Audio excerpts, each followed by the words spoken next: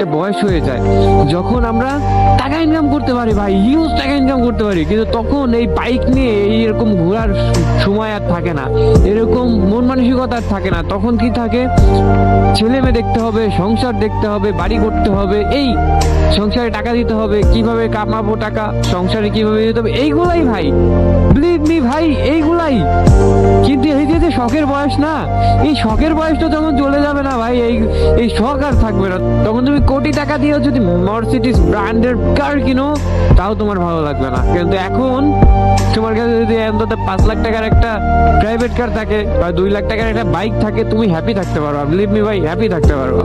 Main কথা হলো কি ভাই, এই বয়সটা আসলে টাকার খুব প্রয়োজন। এই যে আমরা যে বয়সে আসছি, 18 থেকে 21, 22, 23, 24, এই বয়সে আসলে টাকার অনেক প্রয়োজন ভাই, এতটা প্রয়োজন মানে, কিন্তু এই বয়সটায় টাকা থাকে না। অনেকে স্ট্রাগল করে, অনেকে চেষ্টা করে, বাট ভাই যাদের বাবা মার অ্যাবিলিটি ভালো, ফ্যামিলি অ্যাবিলিটি ভালো, তারা ছাড়া কেউ পারে না ভাই। তুমি চেষ্টা করে এই বয়সে কয় টাকা জমাবা, কত টাকা জমাবা ভাই, তুমি চেষ্টা করে দেখো।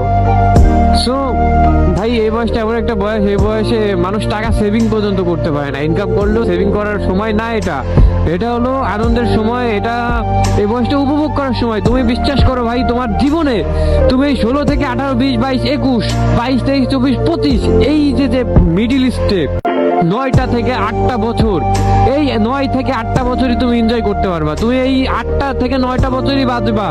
তুমি যদি 100 বছর বাঁচো, এই 8-9 বছরই মিডিল স্টে, 16 থেকে এই যে তোমার 24 বছর বা 25 বছর, এই 7-8-9 বছরই তুমি বাঁচবা ভিতর থেকে বাহির থেকে, কিন্তু এরপরে তুমি আর বাঁচতে পারবা না। এর জন্য ভাই তোমার শখ আছে, ড্রিম আছে, যা আছে চেষ্টা করো কমপ্লিট করার। ইনশাল্লাহ আমি সবার জন্য দোয়া করি, আল্লাহ তুমি সবার স্বপ্ন পূরণ করো, সবার ড্রিম পূরণ করো, আমিন।